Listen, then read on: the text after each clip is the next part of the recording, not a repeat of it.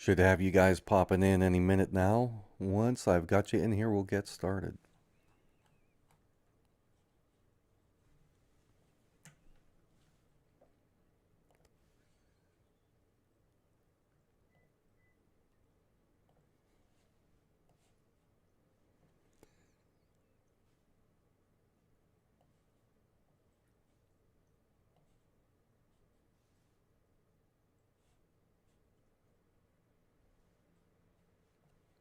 All right, first people starting to show up in the chat.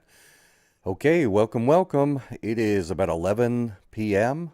Monday, June 23rd, 2025, here on the East Coast. Welcome to you all. Good to see you popping in. Posted a video a little bit earlier tonight, but obviously we are back on, so lots to talk about. And uh, let me just catch you up to speed super fast, and then we're going to start going to some of these live feeds. Actually, I'm going to go ahead and turn this fella's sound on a little bit. This guy's also watching stuff.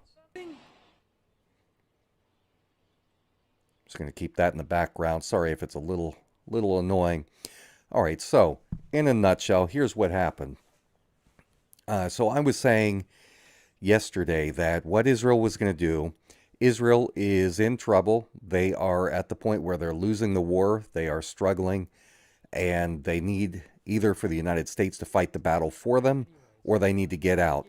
And right now, it doesn't look like, fortunately, even though Trump was beating his chest, I think there's been enough collective pushback that he thought twice about getting into the hot war. Beyond the strikes there on the reactors, which turned out to be colossal failures. If for no other reason, Iran had already moved out the uranium, and it kind of defeats the purpose. But anyway, knowing that Israel was about to try and get out of this, and this would have already been pre-scripted, worked on with Donald Trump, they would have gotten all of this stuff figured out in advance. What Israel decided to do is kind of like a person that does one of my sons was a runner, lots of cross country, lots of marathons, lots of track and field kind of stuff. And when you're in a race, you got to hang on, but you get to the end and you've really got to just give it everything you've got there at the end. The last stretch, do what you can. And put everything you've got into it. And I think that what Israel was trying to do was be able to do their own little shock and awe on Tehran and then jump out and say, we're done. And Trump was right there to say, ceasefire, ceasefire, as Israel today has just been the biggest bombardments of the 11 days. Israel has been given it everything they had with their airstrikes today, biggest shots that they could give. So then all of a sudden it's ceasefire, and they fight right up until then. Iran had no idea what was going on. Iran said, we weren't told anything. But they're saying, let's do a ceasefire. So Iran could either stand there, having just gotten pummeled on this last day of action, and say, all right, we accept the ceasefire offer, or they could do what I was hoping they would do, which is go out with a bang. Don't let Israel have the last shot. Get in there and blast these suckers one last time. If you're gonna go along with the ceasefire, fine, but don't let it end with you standing there having gotten pummeled like that. It would be humiliating, degrading, and it would only embolden Israel, and it'd give them a propaganda victory, even though they were losing the war. So, Trump's out there, ceasefire. He's taking credit for something that he didn't actually broker. What communication was taking place was not Iran directly with Israel. It was, I think Qatar was acting as the intermediary, not Trump. But you know how he is. He'll take credit for, if his wife has a baby, he's going to take credit for it like it was somehow his success.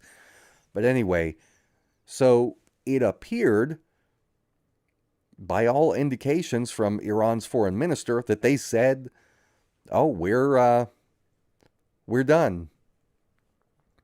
And if that's the case, then they go out looking like wimps. So the ceasefire is supposed to have taken place, but before an hour was even up, in comes the first salvo of Iranian missiles into Israel. Now, there were only, I think, 2 in this first salvo. IDF gave the all clear. The interceptors hit them. Wasn't a big deal. IDF says all clear. You can come back out of the shelters. They hadn't been out 60 seconds when a new wave was launched. And so they say, get back in the shelters. Put out a new alert. Let me turn the volume on here.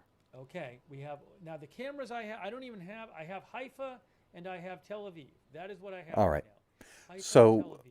I'm sorry if it's somewhere. This else. guy's got some live cameras around, so I'm going to be watching that. Haifa and Tel Aviv. Yeah. They gave the. I won't repeat what Joe Bauer says, so I don't get demonetized. But that or whatever, because I'm already demonetized. Second salvo comes in. This time, I think it was about 4 missiles. Not a lot. There were a couple impacts. But then a third salvo was launched. And so it's one after another after another. So clearly Iran, they're doing something. Whether or not they are going to go out with a bang tonight, or if they're just not done at all, we just don't know. So we're going to watch this live and see what happens. So I'm going to go ahead and over here refresh and see from my list what some of the latest info is and share that with you. And hopefully from the aggregate here, we should be able to figure out a few things. So another announcement that detection of missiles launched from Iran targeting wide areas. All right, so there is another missile launch. Ballistic missile launches once again from Iran towards southern and central Israel. Iran has now officially violated the ceasefire set by U.S. President Trump. This is the IDF just telling them to get back in their shelters. Third wave of missiles was just launched. So we are now in the third wave. How many are coming and what they're targeting, we don't know. I heard a few minutes ago that there was an impact on a 7-story building. Maybe we'll see here in just a minute as we scroll through. Let me read what this is and then we'll watch the video. Extensive damage to buildings due to an Iranian missile strike on Beersheba in southern occupied Palestine. All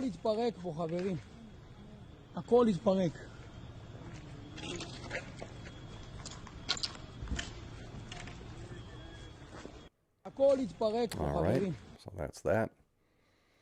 Some damage there. Here we go. Here's some more. After the Iranian missile strike, 8 Israelis were wounded. 1 is reported to be in critical condition.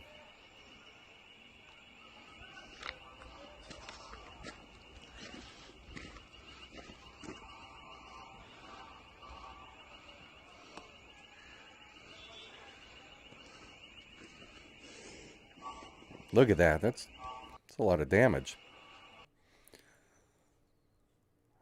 27 minutes ago. Let's see here. 9 minutes ago. I guess this is some of the footage of damage. All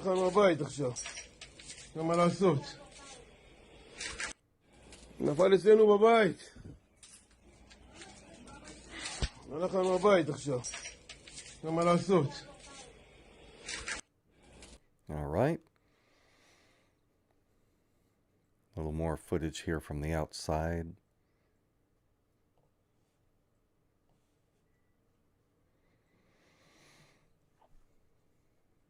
Same video.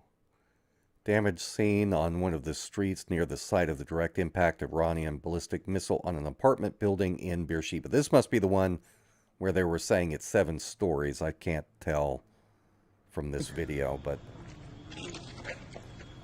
Pretty tall. הכל יתפרק פה, חברים.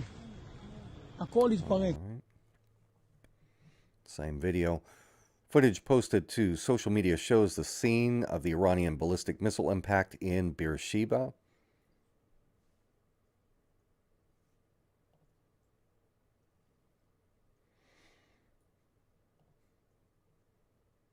It's a pretty big hit. Pretty big hit. All right. This is this account here. This is the Sahar Imami, the Iranian broadcaster, the woman who was on live, wagging her finger at the camera when the missiles hit the hit the building, and it obliterated the building. But she went to a different studio and was back on within the hour, ranting again at Israel. Anyway, that's her account there. Boy, that's a pretty big plume of smoke there. Manny Fabian says medics are treating multiple casualties, including some in critical condition, at the scene in Beersheba, where this 7-story building was heavily damaged by an Iranian missile.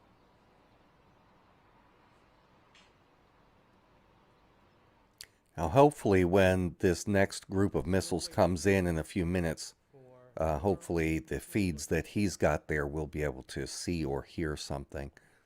More alerts right now. I'm seeing alerts. Okay, Tel Aviv area, breaking news, Tel Aviv area. Tel Aviv area. I'm going to get that clock off. Tel Aviv area, keep an eye on that. Keep an eye on the Tel Aviv area. Put the Haifa camera down in the corner, but definitely alerts in the Tel Aviv area. We have our Tel Aviv camera up. Yep, there you can hear the sirens. Now the sirens come in. Also, some for southern Israel. Some for southern Israel as well.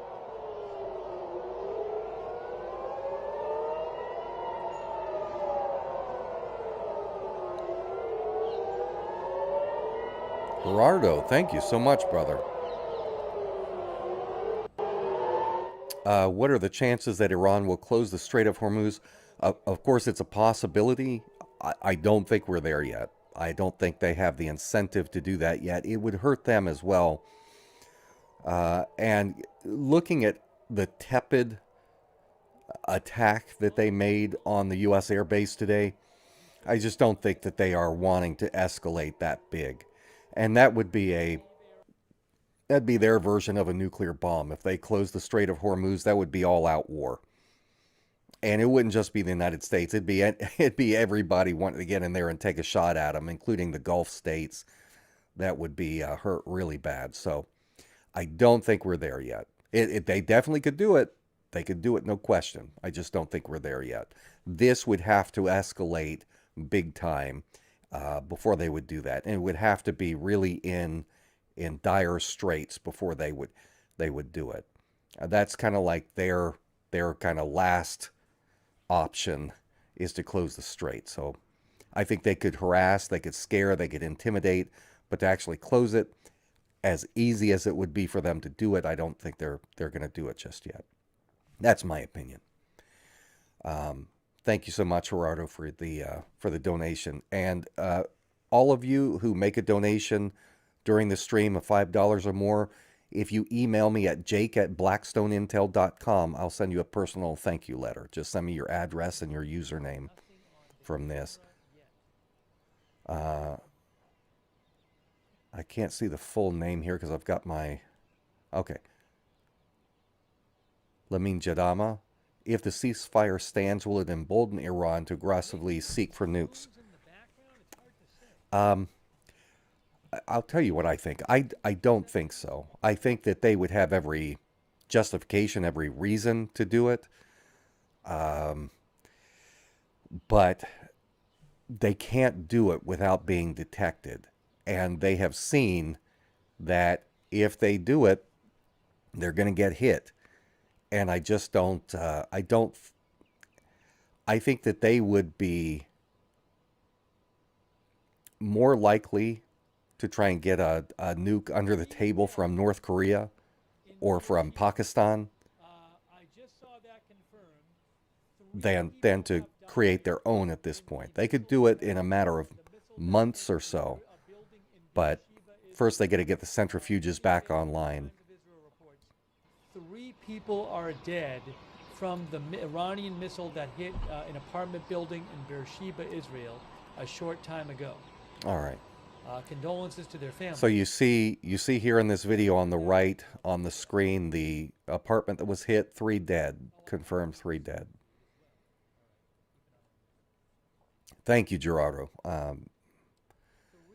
And Layman, so, and I apologize if I'm not pronouncing it right. Thank you for your donation. I appreciate you. I am not seeing alerts on my map anymore, so All of these things that I'm saying, as long as the war is ongoing, it remains fluid and anything could happen. Things could escalate and change very quickly. At the pace things have been going, and based on what I have seen following Iran for years now, I think that they don't like for things to get out of hand. I think that they want to preserve the country. I think they want to maintain stability.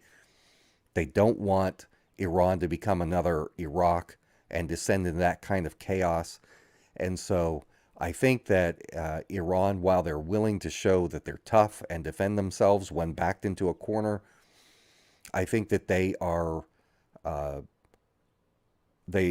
a long-term view. They are strategic, and preservation is very much on their minds.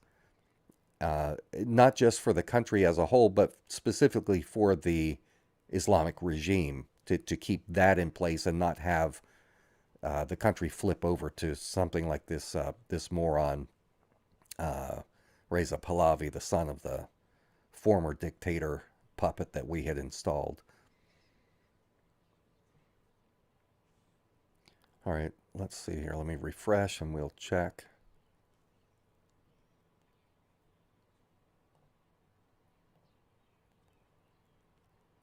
Al-Mayadeen says there are direct material damages due to rocket strikes in the south, the north, and Jerusalem. So hopefully we'll have some footage of that shortly.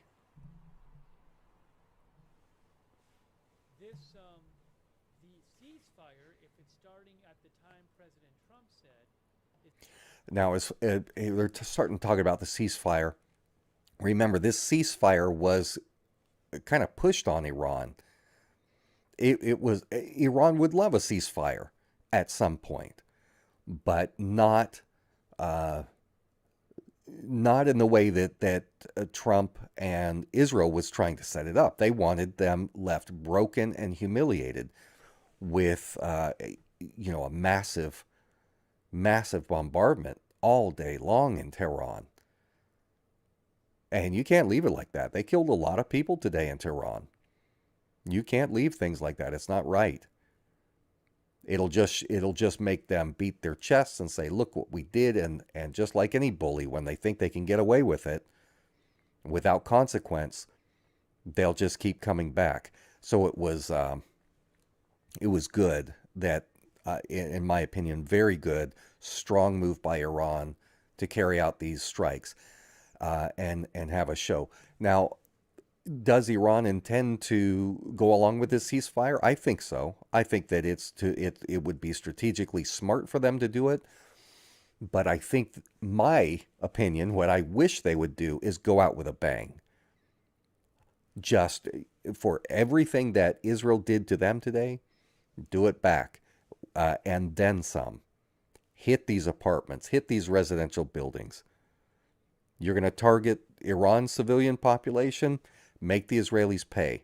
Make them taste blood and experience it on their end so that they will put pressure on their government to not do this anymore, to not put them in this situation. This has been a fantastic lesson for Israel. They've never had this happen to them. Not in 1967, not in 1973, not in the 2000s. There were during the first and second intifadas, there were the bus bombings and some acts of terrorism that were horrible. And of course, the October 7th attacks. But as far as another state, another country standing up to them and knocking them down like this, Iran is the first country to do that. And it's absolutely wonderful. Wonderful.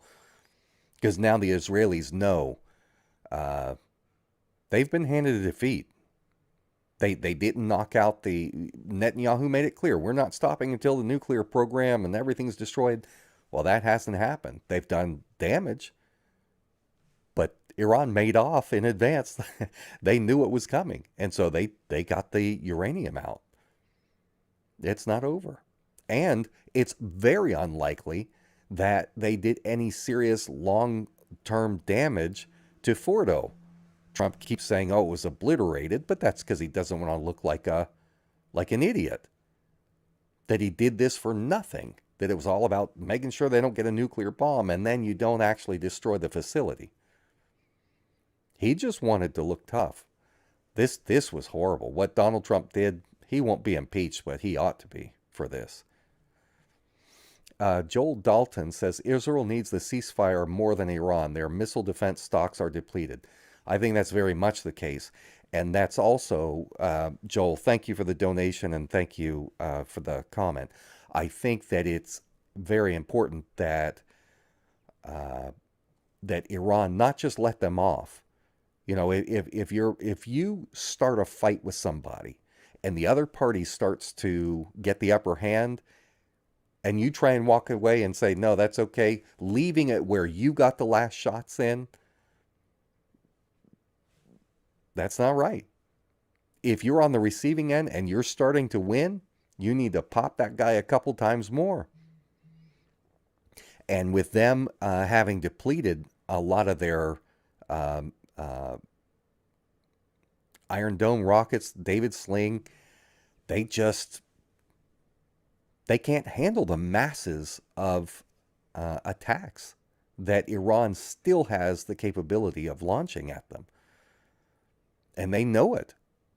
And there for a couple of days, they hammered Tel Aviv. I mean, they pummeled Tel Aviv. That's their big metropolitan cultural center of the country. They really, really got hit hard. So I'm sure there was a lot of pressure from the locals there. The people of affluence and connections saying, all right, Netanyahu, you got to wrap this up. This crap isn't working for us. And seeing that they weren't going to be able to continue defending themselves, yeah, let's have a ceasefire. Why? Every single time that Israel agrees to a ceasefire, what do? They just regroup, rearm, and then come back and smash you again. And that's what they'll want to do to Iran. Get their not only replenish what they've got, but upgrade. Clearly, they need some better systems. They need THAAD, a whole lot more THAAD, different things that the United States can provide, because Iron Dome clearly cannot handle these Iranian ballistic missiles.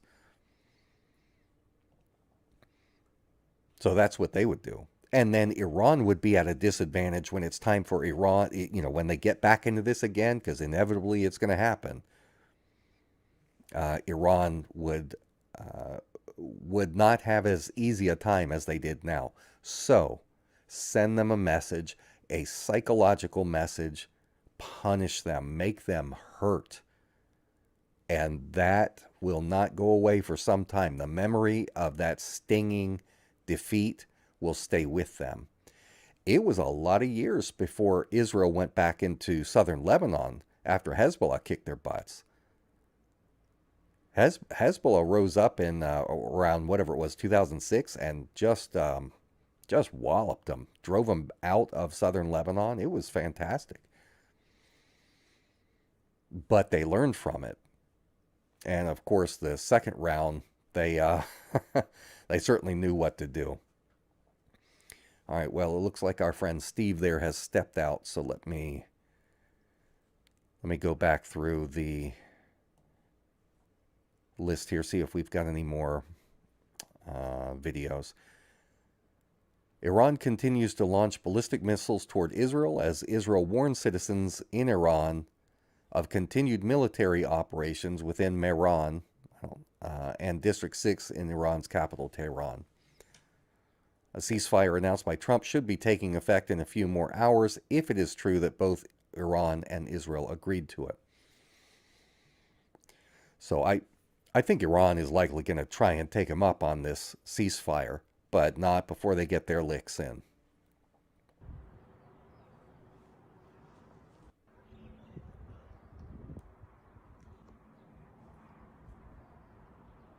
All right. More footage of the apartment building.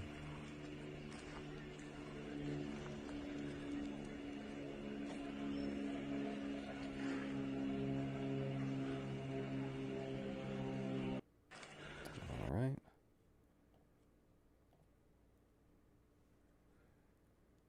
Hebrew Channel 12 planes have not been flying in the air for an hour and have not received permission to land. Oh, have been flying. I guess they've got them in holding pattern.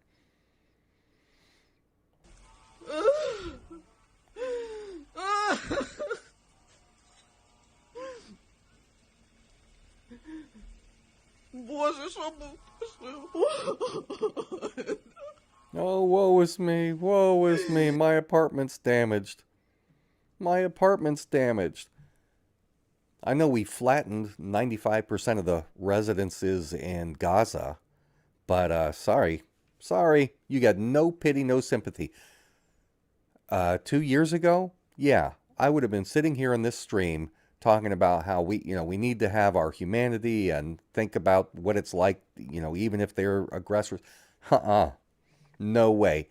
Not after the genocide, the campaign of utter bloodlust that you Israelis have carried out. And like in sometimes you've got your government that is out of control. You can't really stop them. It's too big. The machinery of war is just too powerful. And you have the people trying to stop it, but they can't, like in Vietnam, when there were massive protests all across the United States protesting U.S. involvement in Vietnam and trying to get our troops home, right? But that's not the case here with Israel. Overwhelmingly, they support this genocidal campaign. They are racist. The decent people are a minority. I mean, a small minority. Now, it's possible that this group, that there's more of them there that are, they have consciences and they realize how terrible this is. But in the atmosphere of Israel, you cannot speak up. Not only will you be fired from your job, socially ostracized, physically attacked because these people are fanatics, but you lose your social circle, you become a pariah, and you could be targeted by the government for giving sympathy to terrorists. So there is nothing free about Israeli society. There is no freedom there, no true freedom of speech. I know people that feel this way, that are very much against what Israel is doing. They just keep their mouths shut. And I don't blame them for it, because the option is they could leave. And that's where what I've said is, I know you feel like you can't participate in society unless you kind of keep your mouth shut and you don't complain about this. But you always have a choice. Your silence is complicity. You always have a choice. So speak up, or get out of the country, move to Germany or come to the United States or something, and then speak up. Speak your mind. Not that you have a whole lot of freedom of speech in Germany these days. But anyway, so sorry, Israel, you need to take your lumps. Again, just saw some pre-alerts right now.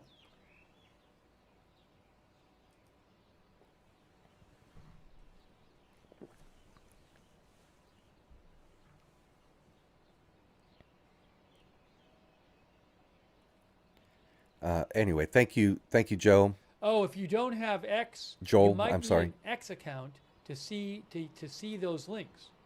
All right, I was just wanted to see if he was saying something significant there. Thanks a lot, Joel. I saw a second ago Silent. Speaking of silence, thank you very much, Silent, for the super chat donation. I appreciate you very much. What are your thoughts on Nick Fuentes? Nick had just kind of emerged around the time that I was starting to get out of YouTubing, and uh, so I saw a little of him then, and I have seen a little bit just in this last week. So in the intervening time, I'm telling you guys, I was not in social media. I wasn't paying attention to the influencers and other YouTubers. So I'm learning a lot this week. Like, I learned like Jimmy Dore had gone Trumpist, and I didn't know about that. And Ryan Dawson having some hearing or ocular troubles. Like, I'm just learning all of this stuff going on. So as far as Nick Fuentes, uh, I will say this: he is very articulate. He is very well spoken. He has a little bit too much of a tongue on him for my for my taste. I think that he has been very influential in some ways, but he has also gotten himself into some various kinds of trouble, as you know. But even though I choose not to frame my concerns about Israel in using the same ideas as him, the same way, I respect him for speaking up, not being cowed by all of the attacks. Uh, I'm sure that Canary Mission has hit him like they've hit me, and some of these other Zionist rags. I'm sure they've gone after him, and I'm sure his life at times has been made a living hell because he's exercised freedom of speech. Here in America, maybe what you say is not popular. Maybe what you say is even repugnant, but you should still have the right to say it. Now, a company has the right to platform you or not, but still, you shouldn't be punished for it. Um, One thing that I do like that I have seen from Nick is that he has been willing to break with the Trump crowd. And I think from what I've seen looking here, because I know he used to be big Trumper, and maybe he still is. I don't know. But I think that I have seen that he has at least come out and criticized Trump, and it's not an easy thing to do. Trust me, I know it is not an easy thing to get away with, to speak against a great big movement of people, especially as irrational as the hardcore Trumpers are or the hardcore progressives are. You can't reason with them. There's no civil discussion possible. But he's been willing to stand up to him. So I can't say, because I don't know his specific views and opinions. I can't really speak to that. But just in general, I think that I don't like, from what I've heard in the past, I don't like him talking. It seemed to me, and I could be wrong, but it seemed to me like he really broad brushes Jews as a whole. And that is something that I have always felt strongly against, because I have worked with so many Jews here in the United States, some in Israel, but not as many, but a lot of Jews here in the United States who are very hardcore anti-Zionists. They are very anti right-wing Israeli fascist government, and they go through a lot themselves, standing up for the Palestinian people, and I respect that, and I'm right there with them. That's why for years I've been a member of Jewish Voice for Peace. I don't agree with a lot of their stuff. A lot of them can be very Marxist in their views, and there's tons of progressive issues that I totally disagree with them on. But on this issue, we do agree, and there is strength in numbers. And I'm not going to get a whole lot of support from the Trump community on Palestine. I'll take it where I can get it. So with Nick, if that's his attitude, that's something I agree with. If his attitude is all Jews are bad or all Jews or whatever because they're Jews, then that is something I would disagree with if that's what he says. I don't know. I don't know. I'd have to have to see. Anyway, so there's your non-answer. I would tell you silent if I knew. If I knew him well enough to have more of an opinion, I'd be willing to listen. But like I said, from what I have seen of him, he's well spoken. He seems to be intelligent and has a good command of facts. Max Blumenthal, I like. Seymour Hersh, I used to like a lot. I've got some of his books on my shelf here. Used to read Seymour Hersh. Not as much. I've not been as impressed in recent years. I know he kind of broke some of this week, but a lot of what he had to say about the strikes turned out to be incorrect. Not that it's his fault. He was given the information. He just shared what he was told. That's what you do as a journalist. You get your source. Your source gives you information. You try and vet it to the extent you can, and then you put it out. And if it turns out to be wrong, you're going to look foolish, but what can you do? Anyway, Silent, thank you. Another donation there. Thank you, Silent. Says, I recommend you collaborate with a bigger streamer. You are the smartest guy in geopolitics, and if a larger audience sees you, you'll blow up in popularity so fast. Been a fan since 2017. Love you, Jake. Thank you. Well, if you guys have suggestions for who I should reach out to, or anyone you want to reach out to on my behalf, if you have connections, I'd be glad to collaborate with people. There are some people who are, their brand is a bit too, and coming from me, this is going to sound weird, but there's some people who are just pretty nasty when it comes to the Jewish people in general, and I don't want to associate with that. That's not what I'm about. But if it's principled attacks on the Israeli government, on the policies of Israel, I'd be glad to talk to anybody and collaborate. So yeah, you can pop it in the chat there. Someone said Ryan Dawson. I think that over the years I've probably exchanged a message or two with him, possibly, but I don't. We've never done any shows or anything together, but who knows? Maybe Ryan and I could talk sometime if that's something that he was interested in. As you know, if you've been a follower of mine, I don't typically do collaborations. I did one video with Adam Green years ago, I think right after the Palestine trip. And then I go on news shows where I'm interviewed. But as far as me and another YouTuber collaborating, I don't typically do it. And I've got my reasons for that. But I agree that it would help to reach more people, cross-pollinate, reach out to other audiences. I can share my audience with some people and vice versa. So it's a good idea. All right. Let me refresh here and see if we have got any new video footage. Thank you very much for that donation, Silent.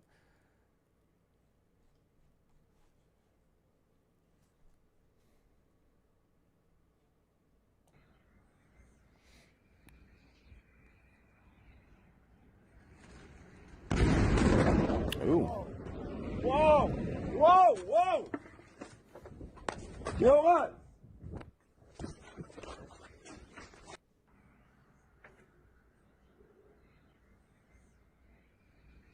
All right, so we saw that one. 28 seconds ago, additional sirens activated at central Israel cities and towns, including North West Bank. Ballistic missile barrage fired from Iran. All right. From Palinfo, Israeli ambulance service still searching for people under the rubble at the explosion site in Beersheba. There is concern about a gas leak in the building. The death toll will probably rise on that one. I'm surprised that people didn't evacuate. I guess most people did, but they're saying that in Beersheba, at least 13 confirmed dead. Yeah, Kim Iverson, I would enjoy talking to. Abby Martin.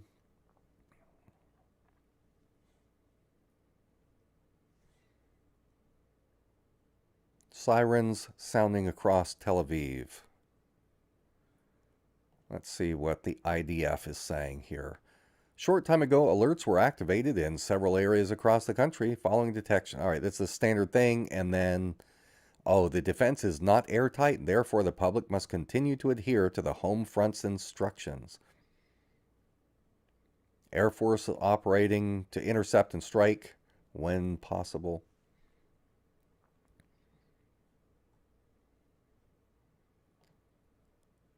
No volume on this one. 2 missiles striking Negev, the Negev desert, or somewhere in the Negev. I don't know where it hit.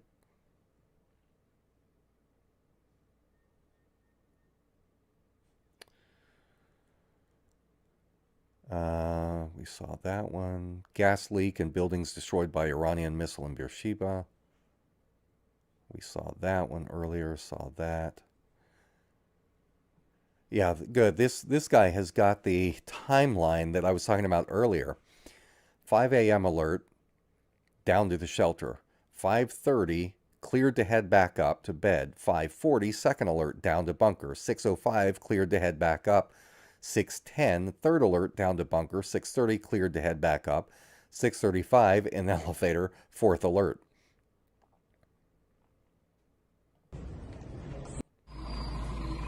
וואי וואי. אימא'לה. שמאלה באלוהים נפל. שמאלה.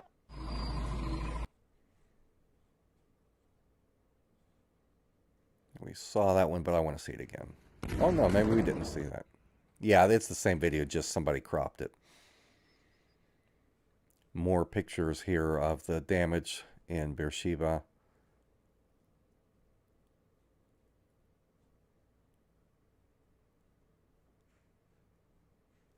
All right.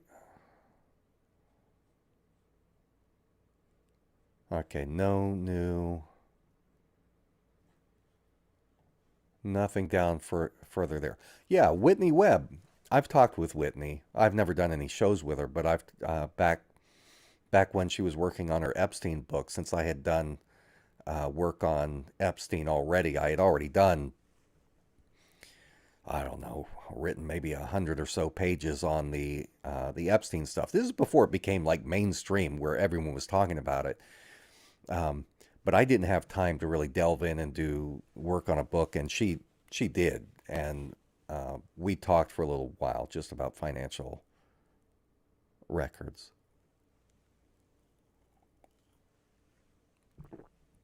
But anyway, I like Whitney Webb. Glenn Greenwald. Mark Levine needs to just leave the country. I mean, how he can call himself an American is just... That guy is Israel first on everything.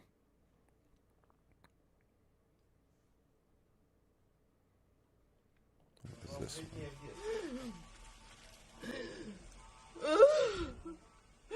Oh, we saw that one. But we can listen to it again.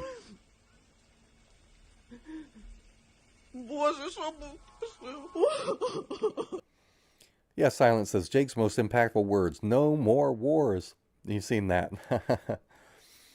That was from the, where was that? Connecticut? I think I went up to Connecticut for the Red Pill Expo and gave a speech up there about war and speaking out against war. Same one. All right. Sirens sounding across Tel Aviv. So hopefully a couple minutes from now we ought to have some footage. Let me turn this guy's volume back on, see if he's got anything.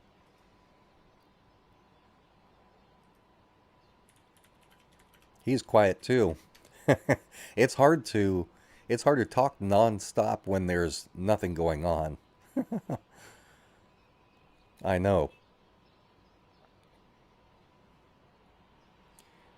We 11 minutes. 11 minutes in theory until the start of the ceasefire. 11 minutes. all right, so we'll see what happens. Originally, President Trump said 7 a.m. is Israel time. Then the Iranian foreign minister came out and said, well, we didn't agree to that, but we're willing to start it at 3:30 Israel time. And then right around then, things kind of stopped. So it seemed like it had begun, because that's the time that the Iranian foreign minister proposed. But out of nowhere, about an hour ago, missiles started coming from Iran towards Israel. Let's look at this here. Moment of impact of the missile in Beersheba.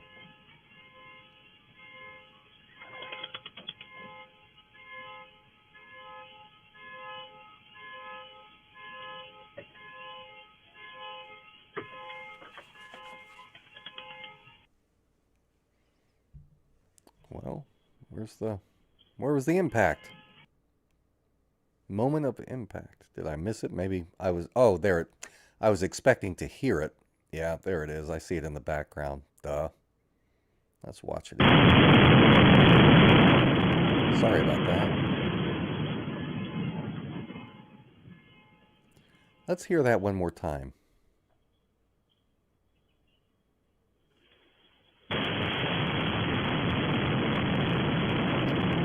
And that shockwave shook the camera. That's a pretty good distance away. Anyway, so that's the moment that the missile hit the apartment building. Widespread destruction reported in occupied territories. Mess around and find out, Israel. Trump says, we couldn't have made today's deal without the talent and courage of, oh, this guy's just shut up. Hey, going on. He wants that peace prize so friggin' bad. Joel says, it's all just a video game until the enemy fights back. You got it, man. Yeah, you know, when you're the illegal settlers or the Israeli civilians and near Gaza, and you just take your lawn chairs out because you can look down and see the IDF pummeling the civilian population of Gaza, and it's a party for you. Seems good when you're the one sitting there with your drink in hand. Not so fun when you're the one getting your apartment blown up. It'll be interesting to see if there's any shift in the attitudes of the Israeli people. I don't think there will be. I think that there's gonna be a little bit quieter for a little while, and then they're gonna start making the noise again. Let's see. I had seen there in the chat. I said Amino says, Jake, what makes you think Iran would want a ceasefire at this point? I think it's just the nature of the Iranian government. I think that they are. Remember, Iran has not started. They have not initiated a war with any neighbor in over 100 years. It's just not in their nature to start wars. Now, they've done an excellent job defending the region by setting up the proxy militias, mostly Shiite militias, all throughout the region. And, of course, the Americans are going to say that that's terrorism because they helped the Iraqi resistance that fought against the U.S. occupation of Iraq. But, you know, we shouldn't have been over there. It's not terrorism. It's like the Israelis calling Palestinians terrorists because they can sometimes get a weapon and fight back. You're in their homes. You're on their land. You are the terrorist, not them. But anyway, so I don't think it's the nature of the Iranian people to want to be at war.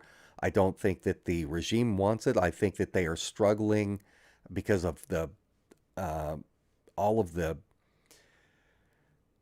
difficulties that they have suffered over the years as a result of sanctions and efforts to topple them. Remember, it's not just Trump.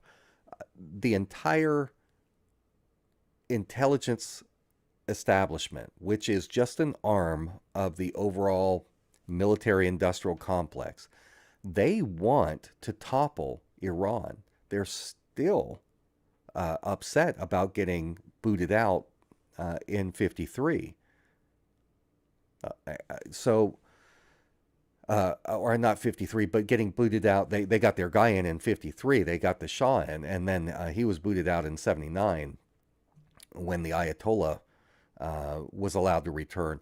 And documents have come out, declassified documents show that Jimmy Carter had accepted the idea of the Ayatollah going in, because what was getting ready to happen, the Shah was in there. The Shah of Iran was a brutal dictator, and there was a coup in the works, and the military was kind of extreme, and there was going to be a military coup, and they were going to knock him off, and they were going to take control. And that was a concern, of course, to the CIA. And so the Ayatollah, who was at that time in exile, he was very popular. Not the current Ayatollah, the original Ayatollah Khomeini. He was popular because back then he had a whole network distributing audio tapes of him giving speeches, and he was kind of a popular figure. And so the letter, there's actual letters you can see where he wrote to Jimmy Carter and said, look, let me come back in here and have me in there, and I will maintain the status quo. You won't have trouble. And Jimmy Carter naively thought, okay, this would be better to have him in there. We'll maintain status quo. That's a lot better than the unpredictability of a military coup. So he gets in there and he says, oh, by the way, screw you. We're not going to let you run this place. This is now, Iran belongs to the people of Iran again. And we are not going to serve Western corporations. We're not going to let you plunder our resources to make yourselves rich while our people are living in squalor. And then what really screwed things up was when the deposed Shah of Iran went to the United States for, I don't remember, it was cancer treatment or if it was dialysis, whatever it was. He went to the United States and they wanted him returned for trial. And the United States would not return him. And that's when the young people, the students, they took the embassy hostages and held the Americans hostage. So there's been bad blood between Iran and the United States for many, many years. But that's because we want to knock them off. We want to take control of the country again. And our intelligence community keeps pushing and pushing and pushing for it. And so Iran wants things to be calm. They want peace. As far as this specific ceasefire,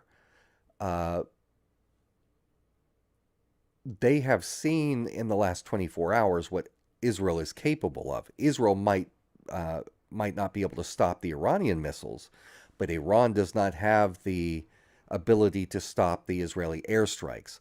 So they're both hurting each other pretty bad. There's a lot of damage going on. Iran does not want to topple over economically. They want to recover from this to the extent they can. So it's in their interest for this to end. A war is never good. And that's why I avoid, one of the reasons that I avoid collaborations is there's too much ego with the YouTube community. You know, YouTubers get these big egos and they're so, feel important. They've got all their like, I've got you guys as my followers, Jake, you're so great and we like you and all this. And if someone comes and, attacks me, you guys come to my defense. But what ends up happening is when two YouTubers get into a disagreement and start fighting, you now have all the people who are now fighting against each other, and it fractures what should be a united community. And I hate to see that. And it happens all too often on YouTube. And so I kind of do the same. I apply to YouTube the same principles that the founding fathers gave when it comes to diplomacy with other nations. I believe in trying to have good relations with all YouTubers, trade, commerce, communication with all of them, and tangling alliances, though, with none of them. And as much as, and by, how can I say that? I can't say this in a, I'll just avoid that together. I was going to say, I was pigeonholed. I was linked with another YouTuber extensively, even though I had only had like a couple conversations with this individual. But anytime there was anything, it was Jake's friend, this person, this Jake's. I'm like, look, whatever that person's doing is that person's business. You know, our paths crossed, and that's it. You know, but it was just a little taste of it, and I don't like that. I don't like to see that in the YouTube community where people form these alliances and fight and all that. And there's a couple out there who are kind of mid-level names in this kind of geopolitical stuff, especially regarding Israel, that I just don't want to collaborate with because I know their reputation for infighting and drama and all that. So I just, you know, I would love to sit down with John Mearsheimer and just talk. Two older guys having a nice, boring, non-egotistical talk. Just the fun of it. Anyway. ZMCG says, just me, or is the stream audio very low? Let me know out there. If anyone else is having trouble, let me know, because I can adjust my volume. It could be that I'm moving too far away. Just let me know in the chat how things are. I'm going to refresh over here, and then we'll check. Air raid sirens sounding in Haifa and the northern region.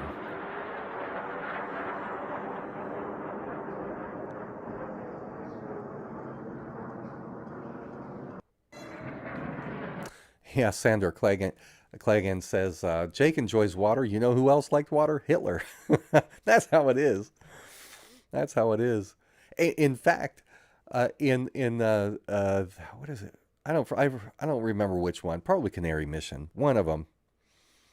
The hit pieces against me. It's I collaborate with so and so who has said all of these bad things. I'm like, I don't collaborate with anybody on in YouTube videos. I almost never do, because this is a that's just how it is. I don't want to be responsible for appearing to be linked to anyone else, and then them getting into trouble and it reflecting poorly on me. All of my haters call me an anti-Semite as it is. And so I don't necessarily want to be hanging out with someone who is a genuine anti-Semite. And yes, there are plenty of them. And there are plenty on YouTube who are genuinely hate Jewish people.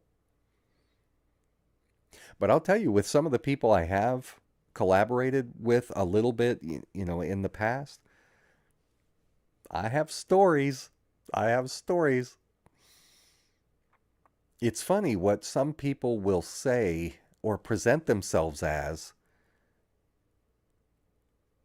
but have very different behaviors and attitudes in private. And I saw some of it myself. I'm like, whoa, for all the talk you do about Jews, that's an awful lot of heavy flirting with that Jewish girl. But I'm not going to drop any names. Yeah, so I don't like the drama. I want to stay out of drama. I don't want to be a part of anybody's drama. Because my nature is, I want to avoid trouble, but if it comes to me and I can't get out of it, I'll drop the frickin' hammer.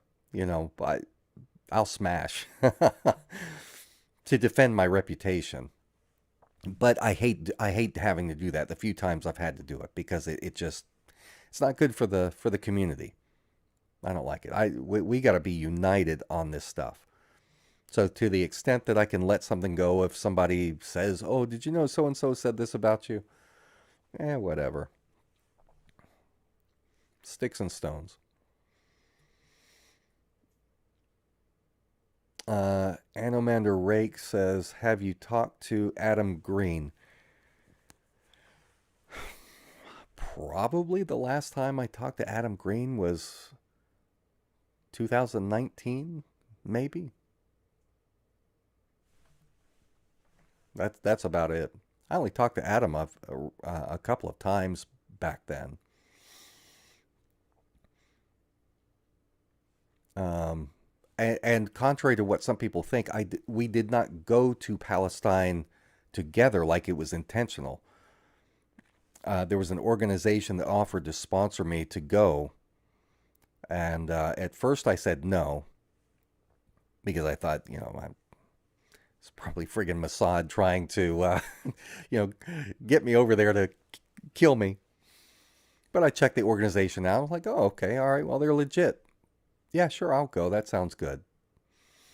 And just before the trip, uh, I got a list of who all was going, and he had been invited as well. And so I met him for the first time on the trip, and even on the trip, we talked some, but I was usually off doing my own thing, and I think he was content to do his own thing. And when we were up near the Dome of the Rock, because it was good background there, both of us were shooting some footage, and he's like, "Hey, let's do a video together." I'm like, all right. It's funny because he's really tall, and I'm like 5'8". I'm not a tall guy, and so he's a lot taller than me. Anyway, I liked Adam fine. I don't have anything bad to say about him. I know some people have said that there's been some changes. I don't know anything about it. I haven't seen. Don't know anything about it.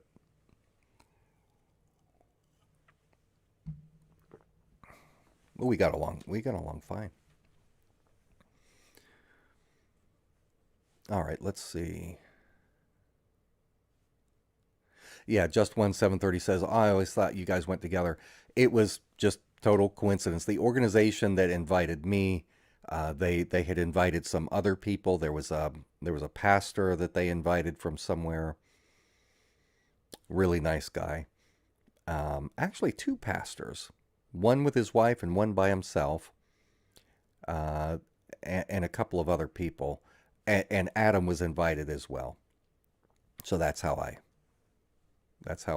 got out there. And some of it we went to some places together, the group of us, because they took us around to help make contacts with government officials and different humanitarian organizations, things like that. And then there was a lot that I was able to do just on my own. Someone says Loomer. What did she say? What did Laura Loomer say about me? Because we sat next to each other in Las Vegas at, I think we were in the Luxor Hotel having lunch, a couple of us there, and I had just met her. Um, we didn't really talk or anything, but not at that. We also ended up having another meal later on that evening. But anyway, but she said in later years, because I've come out so strong about Israel, and when she realized I'm anti-Israel, she said I could smell the Jew hate coming off you.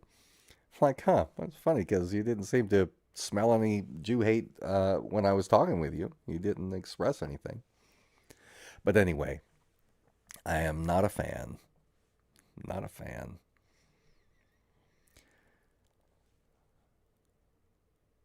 Trump's ceasefire is scheduled to take effect now. I I hate that it's referred to as Trump's ceasefire. I hate that but this is what he does in Art of the Deal.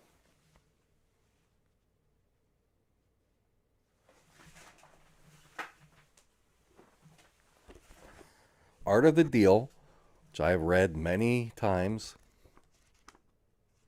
I've still got my marks in the book and everything.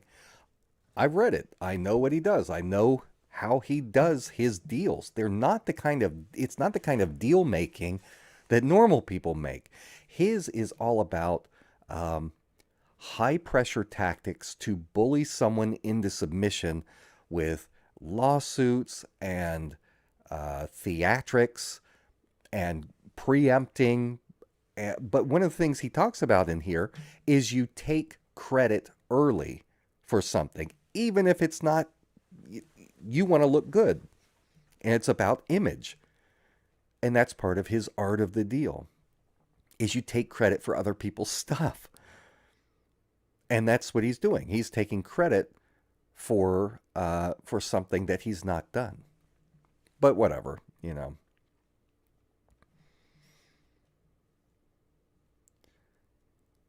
I'll show you here and then I'll come back to this. I posted something a little earlier. Where did I put that thing? Oh, yeah. Yeah, so this is... I know you probably can't see that whole thing. Peace through strength, right? Peace through strength. This is what he's put out. He's very proud of himself. But, peace through strength. Ronald Reagan understood peace through strength, but Trump's version of peace, this is not peace through strength. When you bomb another country, that's not demonstrating strength. That's something very different. But the idea of his version of strength, peace through military action, is what he's saying. That's really no different from George Orwell's 1984. War is peace. It's baloney. And he is grooming the MAGA community to accept principles that they have long claimed, at least, to be against. I used to read excerpts of 1984 to you guys in some of the old live streams. In fact, I gave away a copy of 1984 as a gift in a show. Great book, great story. But the very people who used to talk the loudest about watching out for the rise of authoritarianism, watching out for newspeak that censors you, and it's thought control by controlling the words you use. And so the Ministry of Truth in 1984 uses words to program your mind. They ban certain words and they redefine other words. And so when they say war is peace,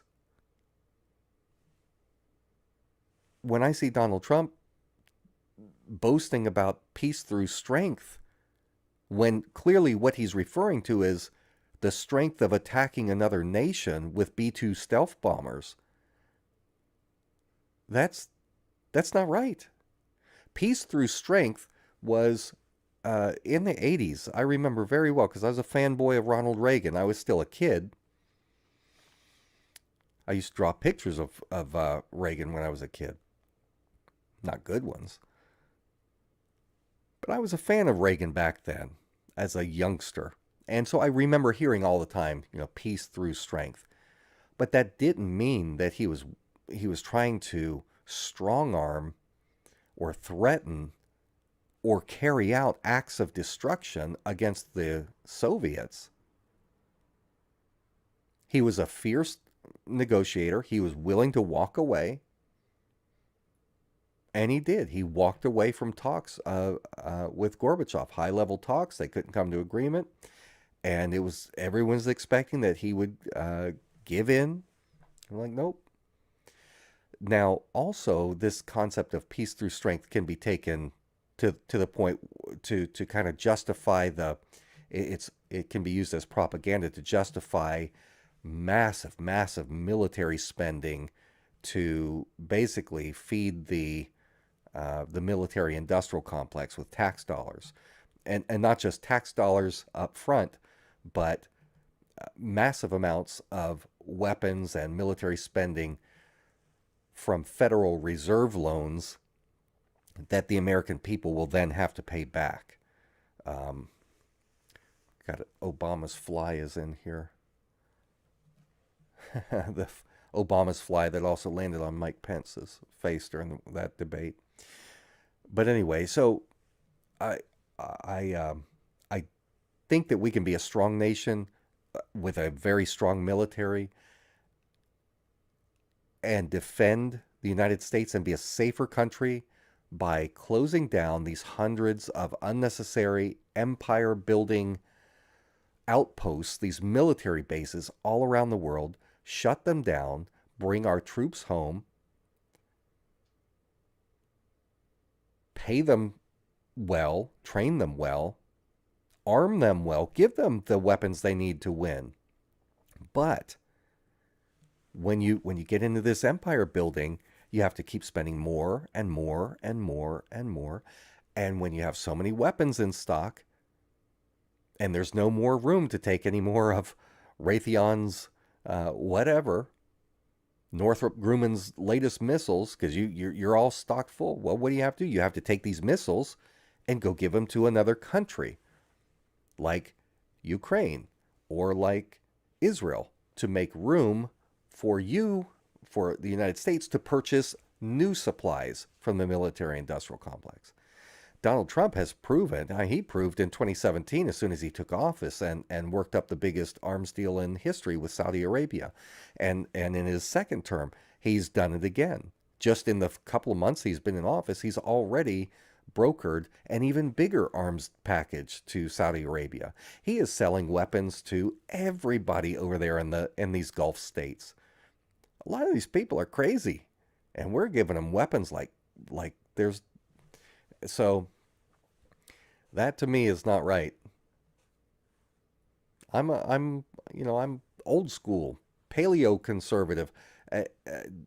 Whatever these conservatives are today, I don't even want to be called a conservative because I don't even know what conservatives are anymore.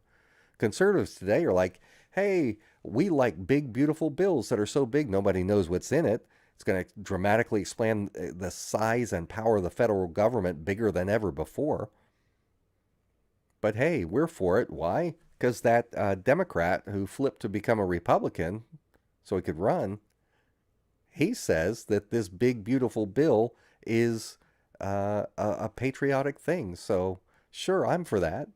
That's today's conservatives. Today's conservatives are like tariffs, biggest tax hikes on the American people in history. Yeah, hey, I'm good with that. I didn't used to be, but as long as the guy in the red hat says that it's good for me, sure, give me another scoop of that.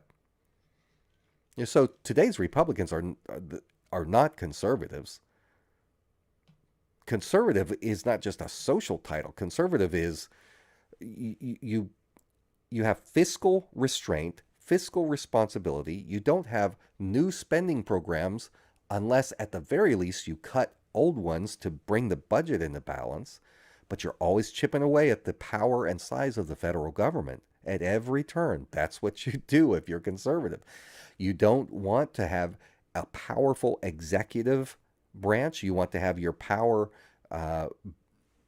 leaning more toward the legislative branch. That's how the founders wanted it.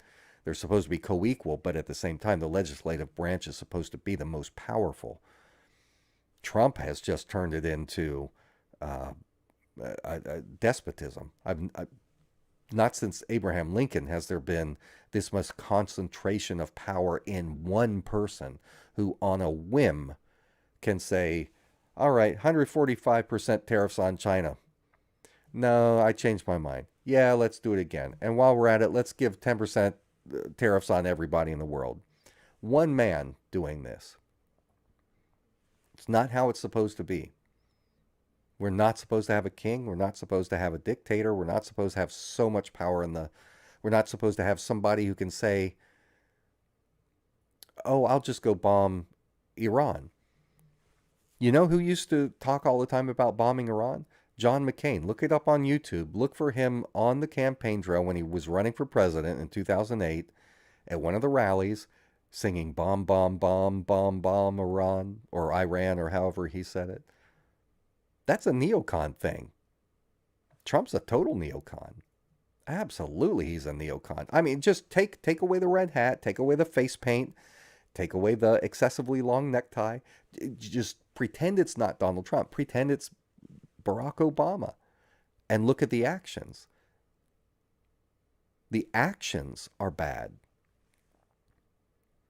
But people have become so tribal, they can't separate their principles from their political figures.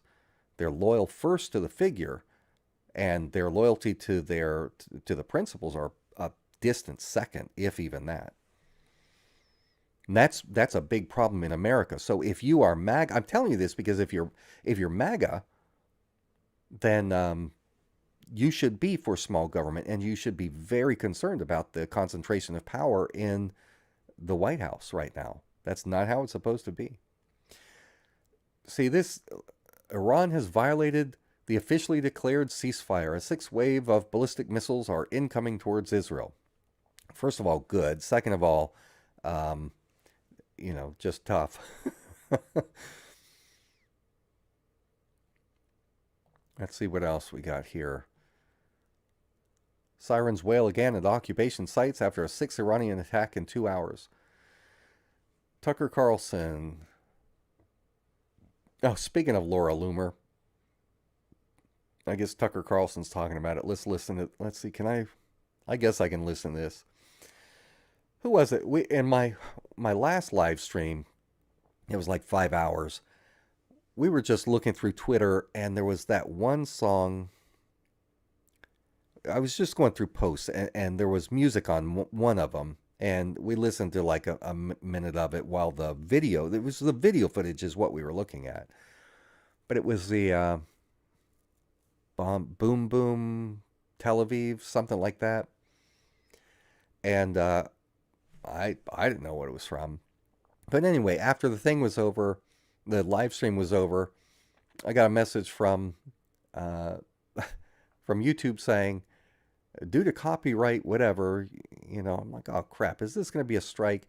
Wasn't a strike, but I ended up getting like a copyright thing where I had to go in and remove the song, because what it did was it took, I do get, hypothetically, I haven't seen a check yet, but I'm supposed to be getting, even though they don't run ads usually on my stuff, I'm supposed to get a small percentage from people who pay YouTube premium shares for the ads that would have been run. But I was going to lose all of that, and it was going to go to what's his bucket? Cage. What does he call himself now? He changed his name since the last time. Lucas Gage. But anyway, I get it. So it turns out he's the one who had made the song. I don't know what software or how it's done. But anyway, so it was like a copyright claim. And I have this 5-hour live stream, and there was like less than a minute of that playing kind of in the background. And it was going to take everything from the live stream, any income that I got from it, and give it. I was like, what the hell? Jeez, I can't win. And I had even said in that live stream, I forget who I was talking to. I was saying, because someone gave me a super chat, said, hey, why don't you play something? And I was like, no, I don't want to do it. If I play music, I could get a copyright strike. So anyway, let me take a chance here. It's Laura Loomer. I gotta see literal what it's person saying. who cares about what's true, to see people jumping up Mark Levin or Laura Loomer, that's the world's creepiest human. I don't even know where she came from or who she is exactly, but she's running around. I'm Donald Trump's, defender. It's bizarre. Champion. And I'm the arbiter of what it means to be for America. Someone who, again, has no interest in the United States. Anyway, I don't want to play too much since it's not my content. I don't want to risk getting some kind of copyright claim or something. All right, let's see. SNN claims, this is the Iranian news agency, claims that Tehran fired the last batch of missiles at Israel before the ceasefire came into effect. So they're talking like they are getting ready to try and abide by this ceasefire. So we'll see. Occupied Palestine, Saharan Sound in the lower Galilee, Nazareth area, and Marj Ibn Amr. Let's see what else. Sixth wave reported.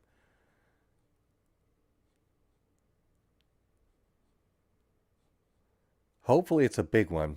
It could peter out. It could be a little wimpy end to it, but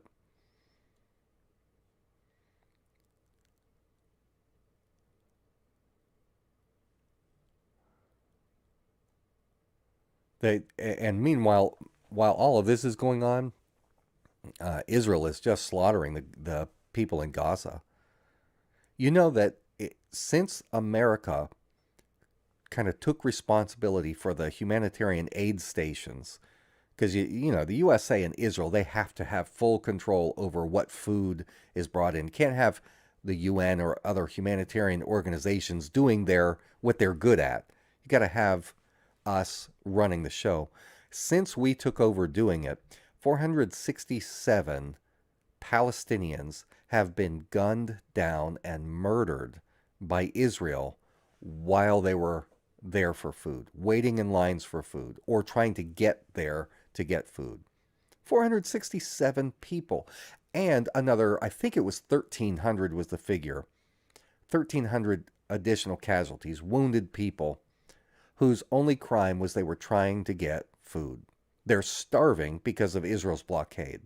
And Israel's just killing them like they're animals. Industrial scale butchery. Anyway. So Planner says, do YouTubers receive ad revenue from viewers who use ad blockers like uBlock Origin? I honestly don't know. Years ago, I think the last time that I earned any income from ads, from normal ads, ad revenue was 2017 or 2018. I don't remember. I think it was 2017. Because after that they pretty much shut me down after the Vegas stuff. And I've never been able to get any kind of full monetization ever since. And so I'm not up on it. I know that it has changed some since back when I got paid. And I'll tell you, it was, with the number of views I was getting at that time and ads running on all of my stuff, it was a good side income. It was a good income. And so when they wiped that out, and I don't want to say this like it's probably like in poor taste to talk money, but I have no shame or anything. I'm not a rich guy or anything, but it was a couple $1,000s a month in ad revenue that I was getting. But then again, I was getting 10, 12 million views a year at that point. I was getting a lot of views. And so just from the ad revenue, but I was not getting it. We didn't have anything like super chats or anything like that at that time. It was just strictly, you either got ad revenue or you got nothing. And then you'd have to try and get money through direct donations. And back then it was mostly PayPal, and then Patreon came along. And so, yeah, so they wiped out. I mean, imagine if it was you and you're doing work full time, and you lose $2,000 a month just like that because you said the wrong things. You talked about subjects you weren't allowed to. It was a big hit. It wasn't I've got a diversified income. I've got different income streams, but that was a healthy chunk of money to lose. And so that's ever since. That's why I'm always got my hat out saying, please give me money, because to do this full time, it takes a lot of money. Or it takes me away from things that give me money. other sources of income. I don't like doing things part way. If I'm going to do YouTube, I want to do it. I want to be successful. I want to be the best I can be. I don't want to do it just a couple hours here or there when I get time. I want to do it to the full extent I can. But I've got a darling wife and a teenage son and two little girls that I have to provide for in addition to myself. So I have to have an income. So that's why I'm also trying to diversify by expanding. So on a typical day now, since I've been back doing this, I've been doing this just over 12, 13 days since under 2 weeks that I've been back doing YouTube again. And I spend easily each day 8 to 10 hours a day doing this. You see me doing, you may see me put out a video and you think, oh, well, how long did that take? Well, these videos take a long time to do, but I'm also, with almost every video, I'm also doing research reports that I publish that are fully sourced. I publish those on Substack. I make a podcast for most of these to go along with it. By the way, if you listen to podcasts, if you like listening to podcasts, look me up next time you're on Spotify or whatever, wherever you get your podcast. Go look up Blackstone Intel Report and make sure and follow me. And if you're not doing anything, you want to help me out, I get nothing. I get maybe like $10 a month revenue from my podcasting, but put my podcast on in the background.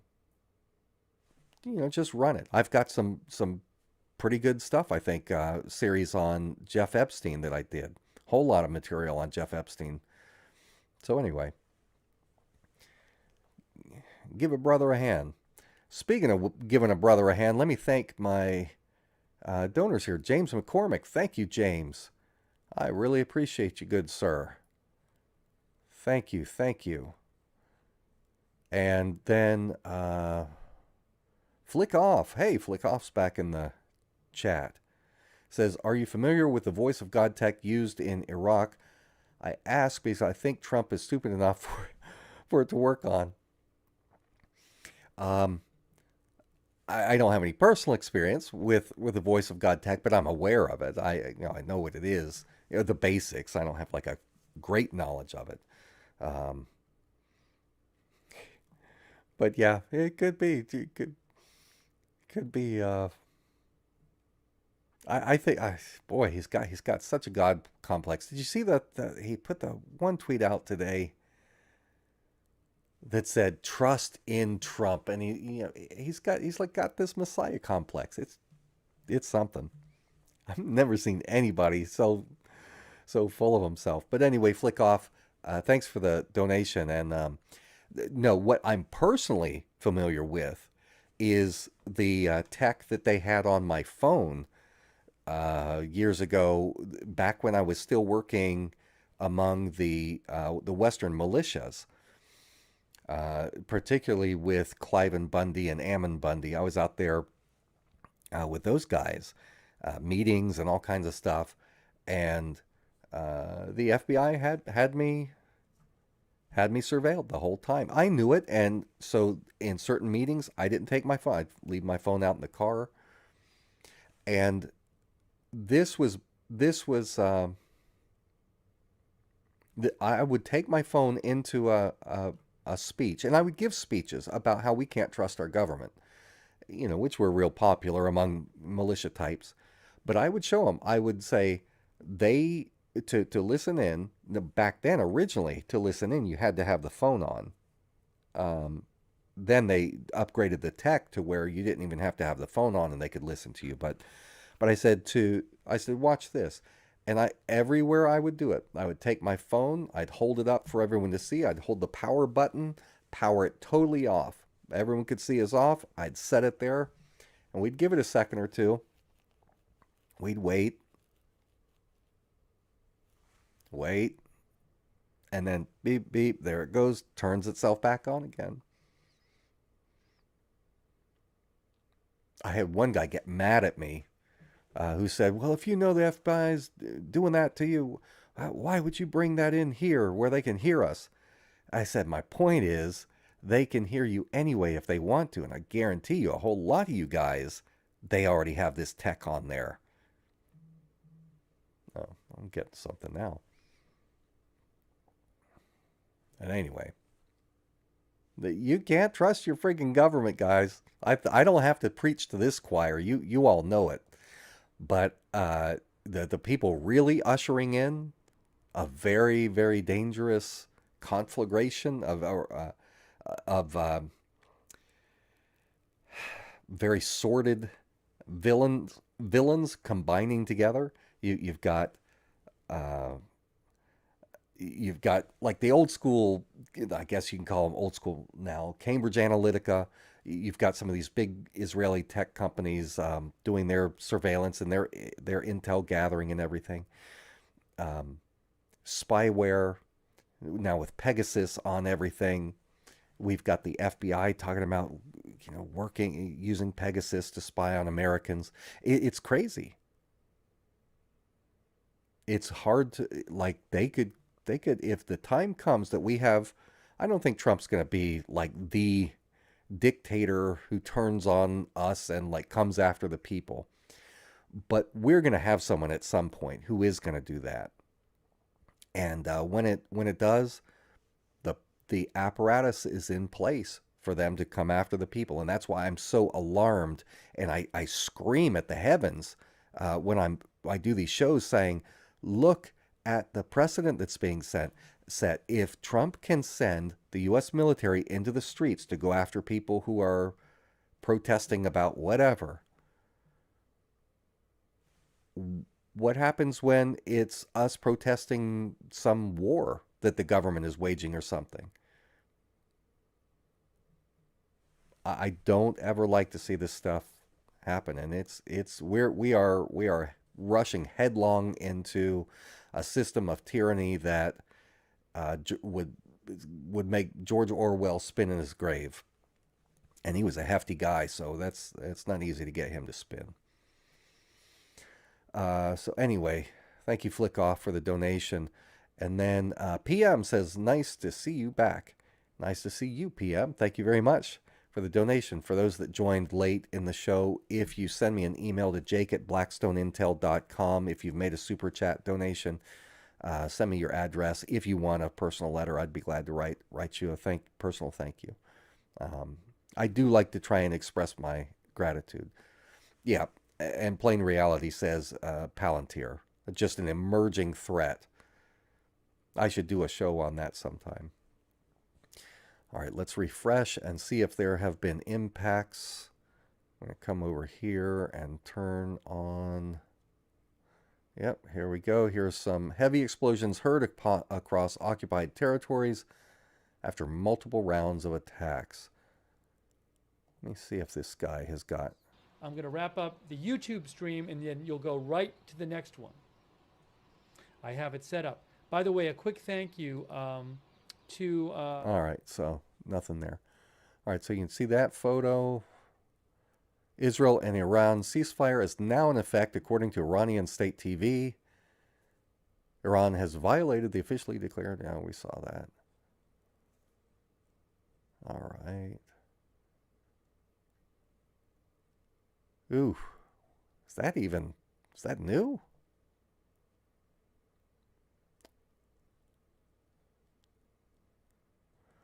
I don't know. It almost looks like the Beirut bombing. We saw that one. All right, well, at least 11 settlers killed, several injured in an Iranian strike on Beersheba.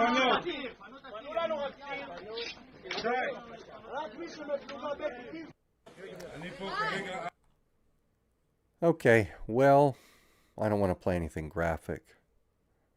Shrapnel hit a fuel truck. All right, so I guess the strikes there on that apartment building in Beersheba is kind of the last hits that Iran is taking. Foreign Minister says the military operations of our powerful armed forces to punish Israel for its aggression continued until the very last minute. like punching someone in the face and then running to hide. Been a lot of that going on lately. Well, that's what Israel did. That's exactly what Israel did. They went and did this nasty attack on Iran, and then we were like, ceasefire, ceasefire. And so I was saying, like, that's bullcrap. In fact, let's see. By the way, I'm using Blackstone Intel primarily now because my @Morphonios account is just so shadow banned I can't get any views on there.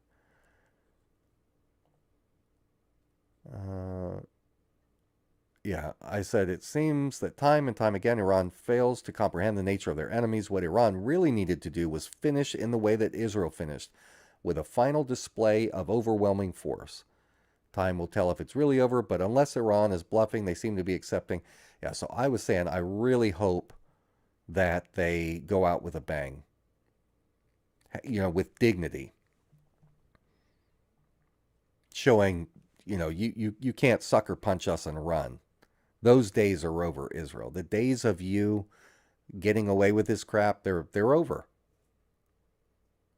So while it's, I'm a human, of course, if I was there, I'm sure I'd feel a whole lot more compassion, and I'm sure I will in the coming days. I'm going to be feeling a lot more of this mourning over all of this death. But when you're in war, when the fight comes to you, and there's no way around, if you can get out of the fight, do it. If you can't get out of the fight, fight to win. And I'm proud of what Iran did. I think that they were measured. I think that they demonstrated, especially with their attacks on Tel Aviv, the way they were just lighting Tel Aviv up. They were showing them, look what we can do to you. If we want to hit you, we can do it.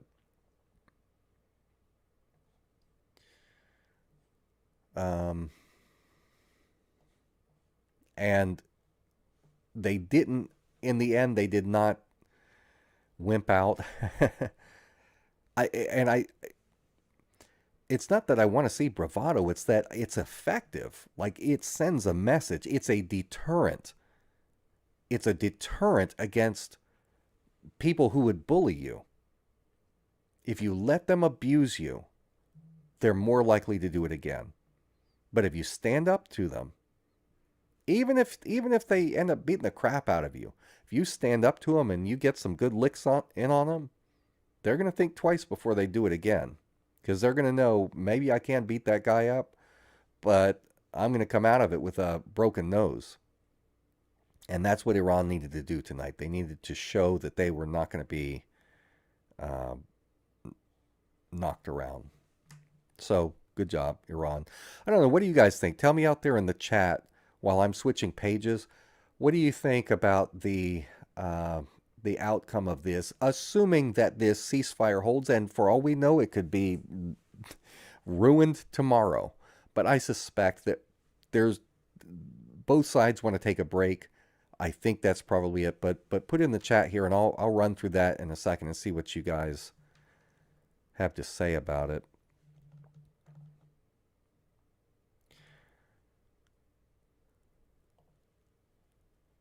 I want to bring something up on the screen here.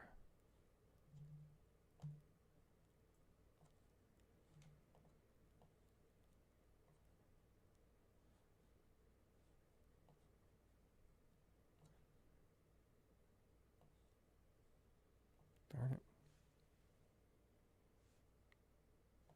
Take off my webcam a second.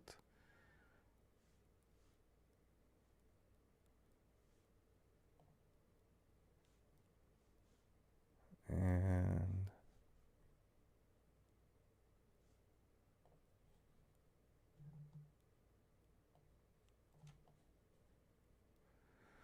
so this is just an example of the Blackstone reports that I do, that I publish on Substack. I also publish these same reports at the corresponding tier level over on Patreon. So Substack, I think it's like it comes out to $5 a month to be a subscriber to my newsletter there. And then on Patreon, if you are subscribed at $5 a month or more, then you get these reports as well. But for example, this one's Zionist Israel's history of demographic takeover and terrorism. And so here's what this one's about. How Rothschild orchestrated immigration to Palestine evolved into a violent campaign of land seizure through organized terror. From the Irgun to the Haganah and Lehi, Jewish militias used force to reshape the region long before the official founding of Israel. So that's kind of a blurb of what it's about. And then I've compiled a report here where I take you through the actual census data, verifiable census data from the British Mandate period. And I show how the population changed. So, for example, in 1890, there were, in the 1500s, there were about 145,000 Muslims and 5,000 Jews in the area of the Levant called Palestine. By 1890, you had 432,000 Muslims, 57,000 Christians, and just 43,000 Jews. And so I walk you through the development here. And so by 1948, you still have 1.2 million Muslims to 630,000 Jews who really flooded in after World War II. And so I take you through this and I show you the data and show you how it's a scam. People think that all along there have been that the Jews have been there in large numbers from the very beginning. And I show the data, the actual documents that prove that no, actually, you guys just kind of flooded in from Europe into the region. And the Arab population, the natives that were there, they didn't want to sell the land to these people coming in.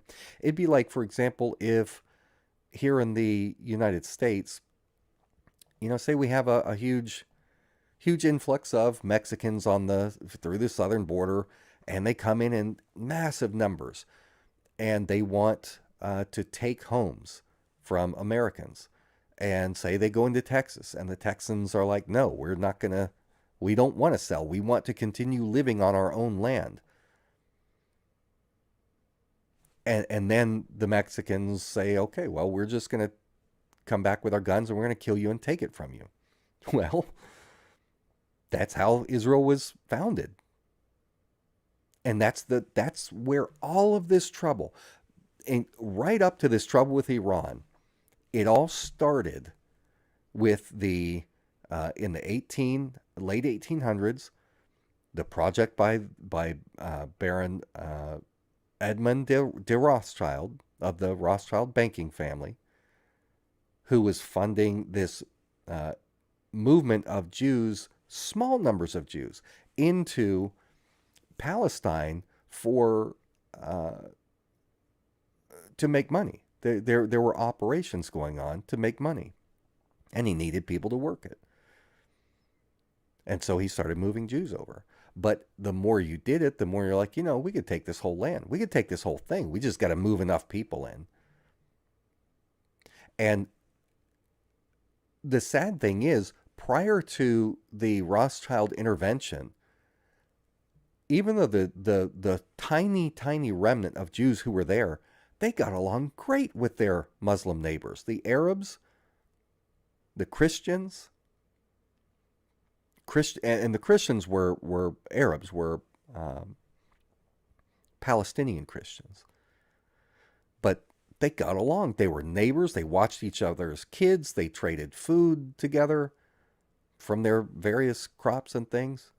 They lived in peace side by side. There wasn't this tension. But once they started having the intervention, once the Europeans started with their colonial projects, and then started really pushing this paradigm of, well, you do deserve to have all this land. You are chosen after all. You are, the chosen race. And then you start getting filled with this, well, hey, I guess I do deserve this. But anyway, the report also talks about the how it was terrorism, overt, outright terrorism. I read some of the documents showing that the militias that won the 1948 war against the Palestinians, how those terrorist militias just took on became the state military of Israel. That literally a terrorist network became the official army of Israel. But anyway, I'm going to put in the chat here blackstoneintel.substack.com. If anyone wants to subscribe, you're welcome to do it to get these reports. I put 2 or 3 out each week. But also, even if you don't sign up as a paid subscriber, please go there anyway to Substack and become a free subscriber. You'll get some occasional updates and things, not a whole lot that's going to harass you or anything, but you know, from time to time, each week, you'll get 1 or 2 things from me. But it'll connect us together, and I'll have your contact email in case I ever, in case this video or any others get me booted off YouTube, I can reach out and tell you where I've gone. So anyway, let me go back and read your last comments here.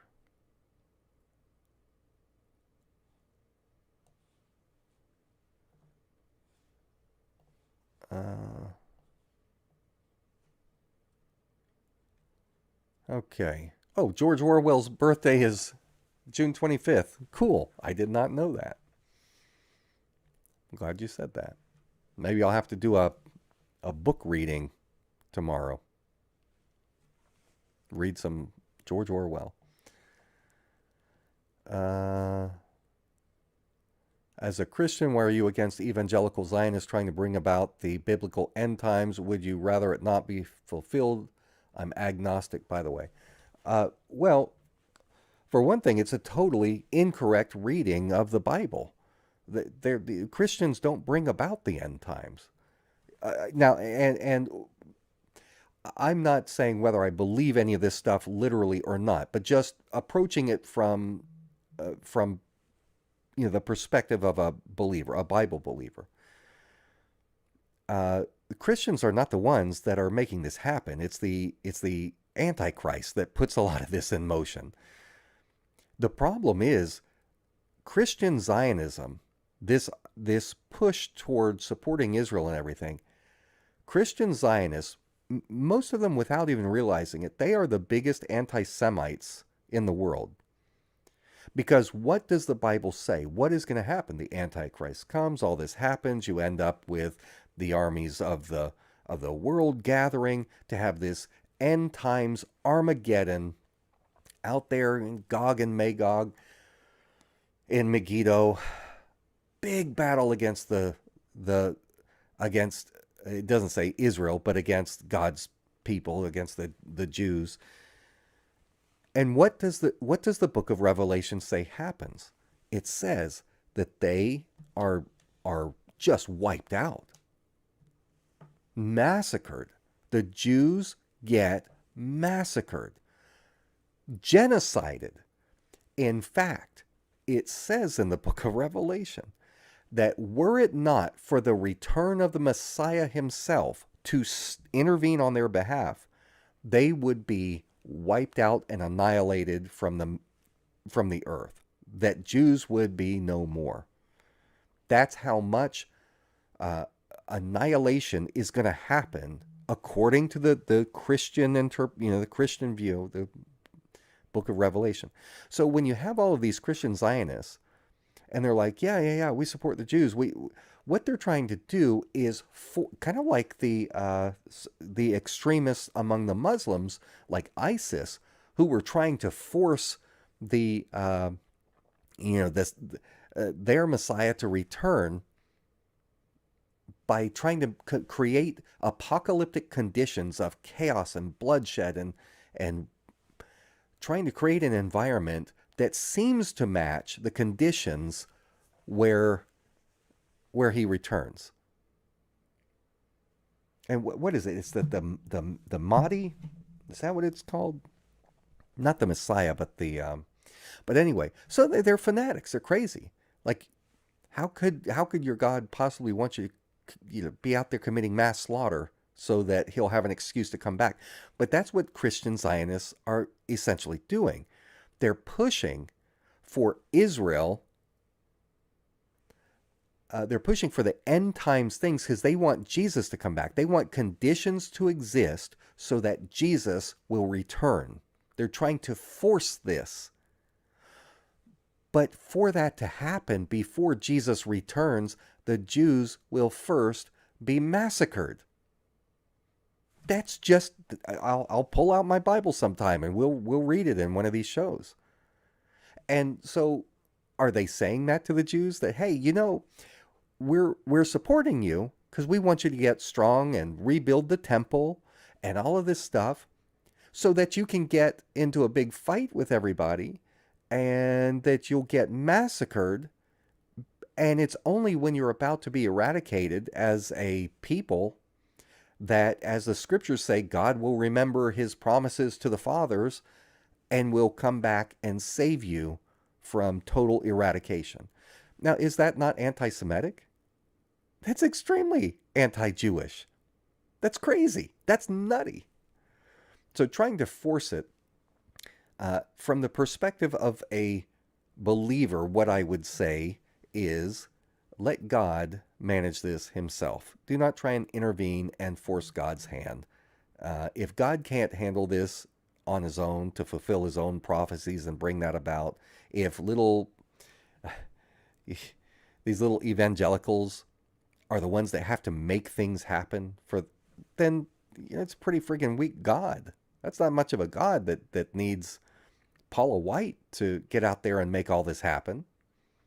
So I just don't believe that the appropriate thing to do is to try and manipulate God into fulfilling prophecies. But anyway, that's just what I think.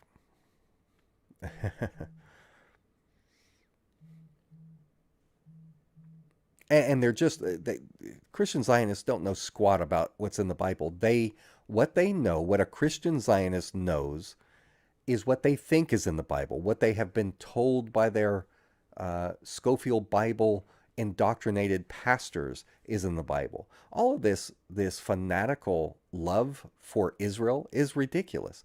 First of all, even though the majority of Israel's people, Jews, are practicing, they're not so much practicing as they are, they're like Reform Jews. Or think of it like a Christian who is a non-practicing Christian. Yeah, maybe Jesus is real, maybe not, but I celebrate Christmas. I put up a Christmas tree and give presents to my kids. So does that make me a Christian? Yeah, sure, okay.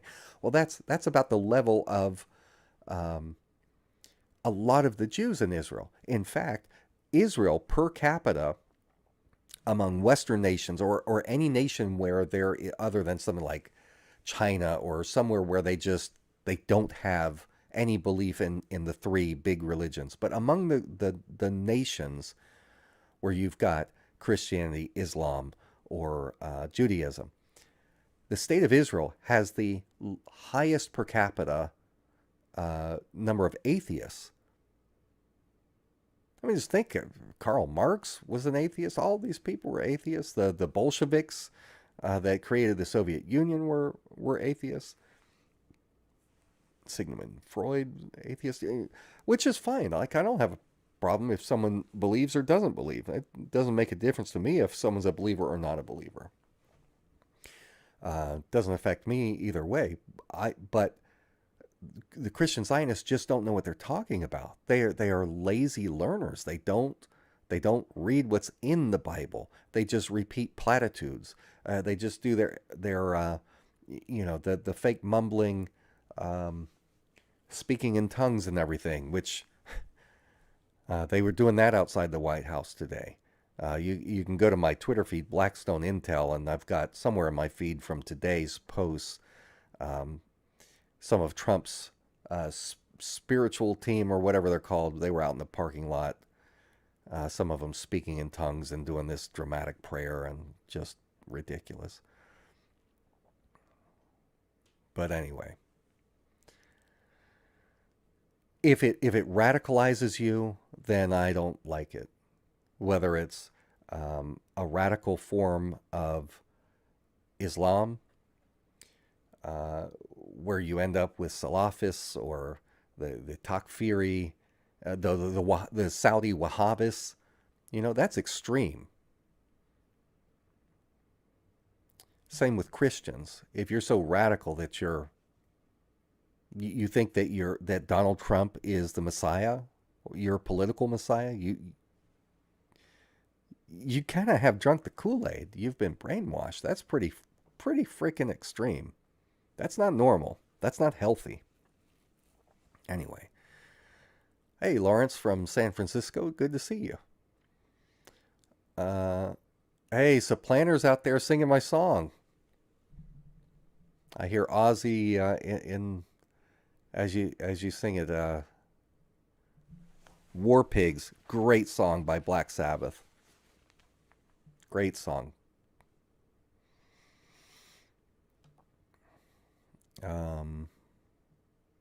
Let's see. I'm just scrolling through trying to catch up back to the present.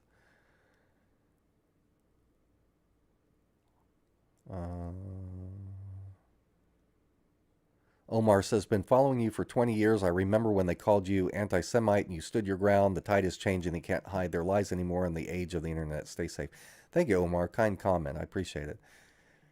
Yeah, I had to take my lumps. Had to get out there and put up with the hate, put up with the hit pieces where they cherry pick things that I've said, splice different things I've said together to totally change the meaning of what I said. Total defamation. Complete, utter defamation. The good thing is I'm self-employed. Nobody can fire me. But they've done their best to try and cut off income. It's just that,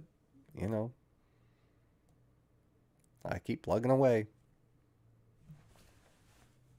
When you crowdsource something like this, makes it really hard. Because what are they going to do? Cut all of you guys off? They can't do it.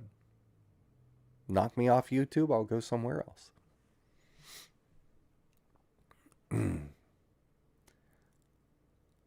Let's see here. Flickoff's comment about the massive war pig.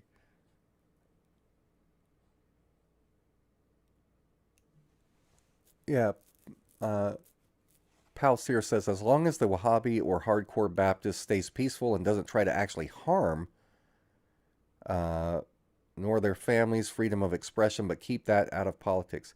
Yeah, I totally respect. I've lived in some crazy places where people believe way different than I do. In Thailand, I ate dogs. Like, I didn't go out and catch them and cook them myself, but plenty of people did. I lived the way that they lived. I ate what they ate, drank the things they drank, which is why I got sick from time to time. But I learned to appreciate different cultures, and it doesn't have to be my way. They can do things so different from how we do it in America or Western society in general, and it works for them. And that's fine. But there's so much there, especially in Thailand. I have so much love for the people. I love their culture. There's so much that I don't want to live certain ways that they live for me personally, but it works for them. I was out there in the rice fields, my pants rolled up to my knees, out there shin deep, knee deep in the rice paddies, planting rice with farmers. We'd line up in a long line across. What you do is you go out these fields, you'd build up just maybe about 2 or 3 feet high, these square earth squares, and then during rainy season, it would fill it up, and you've got it trapped because you've created these grids all through the fields. And then you've now got the water there, and you go out and you've already grown little, I don't know what they're called in English, but just it looks like blades of grass, what you start growing rice with. And you form a line so that you can keep everything straight. And I'm out there with my triangle shaped hat, getting sunburned. But you just stand there, you bend over, everybody plants, take a step forward, put another one in, and you do the whole field like that. It was backbreaking work. It was tough to be bent over doing that out in the hot sun. And you know what we'd do when we would get out of the field? When you walk out of the rice paddy, the first thing you do is you help each other pull the leeches off. Because you'd have leeches on you.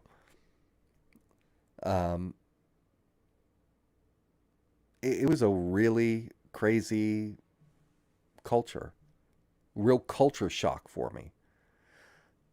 But it opened my mind to where I understand things don't have to be. And so when I come back here in the United States, I don't have to have people agree with me on my political views or my religious views or anything. If you want to have a discussion, I love to debate, but I'll do it respectfully.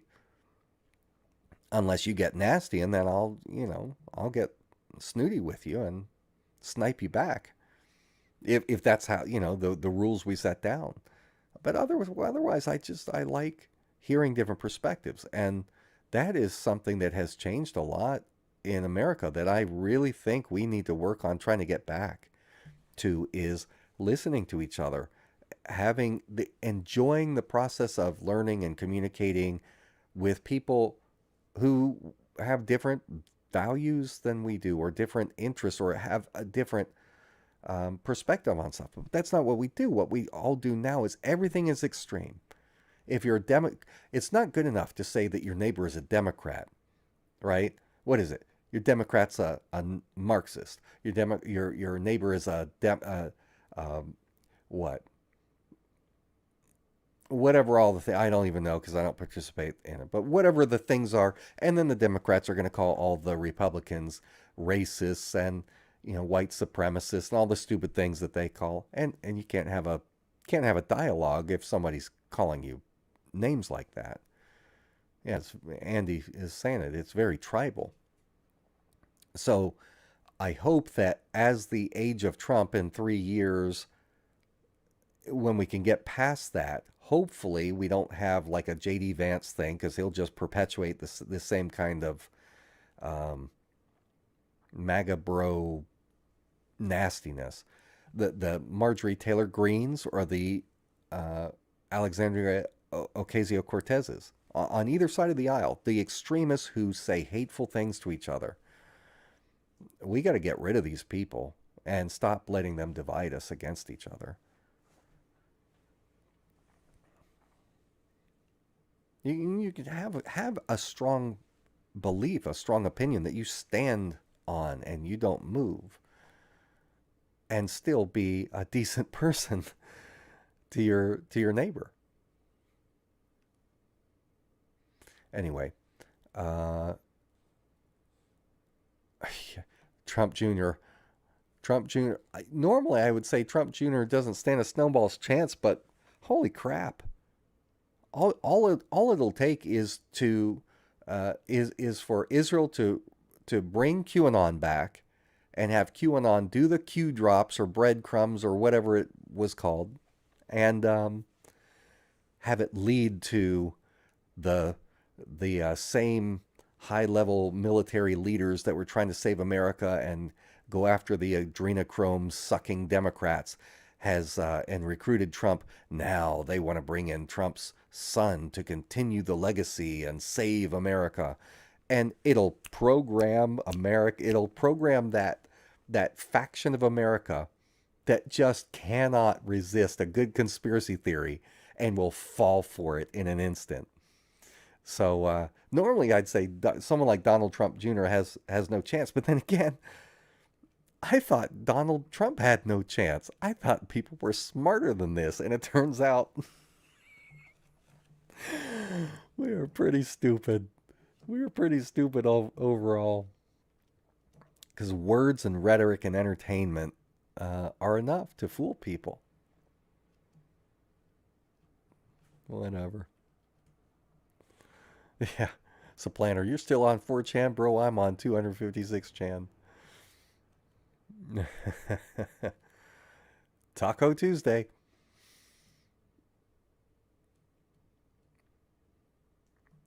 Anyway. Oh, yeah. Barron Trump. Jeez. Well, we don't have to worry about Barron Trump getting in because the poor guy would whack his head on everything that he goes into. That kid is, what is he, 6'6"? Something like that? Man. He is tall. Poor kid. He's 6'8". Says surprised O.J. Simpson's face. 6'8". Holy cow. Yeah, the Nephilim have come back.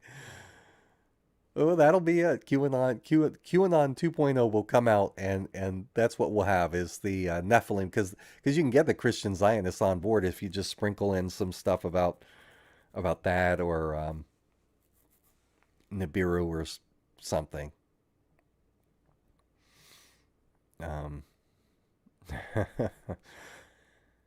All right, what am I missing? Before I close things down, can anyone think of anything that I should have gone through that I haven't?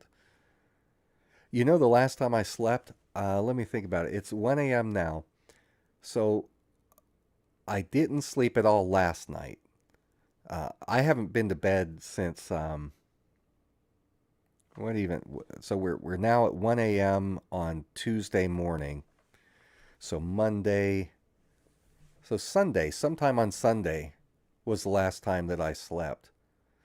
So if I have sounded really like airheaded this evening, I'm running on fumes bad. I gotta get out of here, get something in my system and go to bed. Thank you guys so much, all of you that donated. I really appreciate it. Really appreciate it.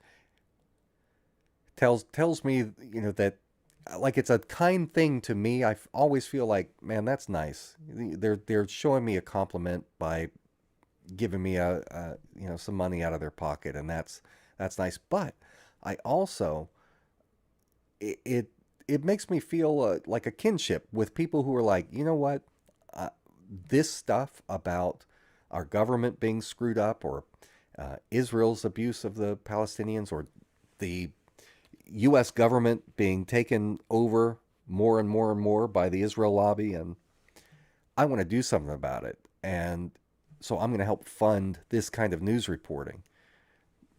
That's awesome. You're doing something. So I really appreciate it. So anyway, I'm going to go ahead, I guess, and hop off here. If you would, please hit the like button. If you have not already done it, take a second right now and do it. If you can hit the bell icon, do that. And then if you don't mind, your financial support is really helpful for me to build up Blackstone again. And you can support me on Patreon, patreon.com/BlackstoneIntel. In the video description, I've got all these links. So anyway, thank you guys. Hope you have a great night. Hope you have a very, very good Tuesday. And let's hope that this ceasefire holds and that they're not back at it. But I'll tell you what's not going to change is they're still going after Gaza. So I'm not done talking about Israel. Just because things may be settling down with Iran, we got a long way to go. Long way to go with Israel. We got to keep talking about this stuff. And I'm going to branch out and talk about, I don't want this channel to be only the Israel-Palestine issue. So you can also, if you want to do this, that'll help the boost my video a little bit. If you will, outside of the chat box on the actual video, go down to the comments. If you want to make a suggestion for a topic that you would like for me to cover, if I get enough votes for certain issues or topics, or one that really stands out to me, then I'll do that in an upcoming show. So that's something you can go put in the chat there. All right, everybody. Thank you. Surprise says, read my last comment. What was your last comment? He's 6'8". I saw that one. Was there another one that I missed? Oh, and then I read my last comment. So I don't know. Put it in the comments and on the video. Everybody have a good night. Sleep well. Thank you for hanging out with me. I'll talk to you later.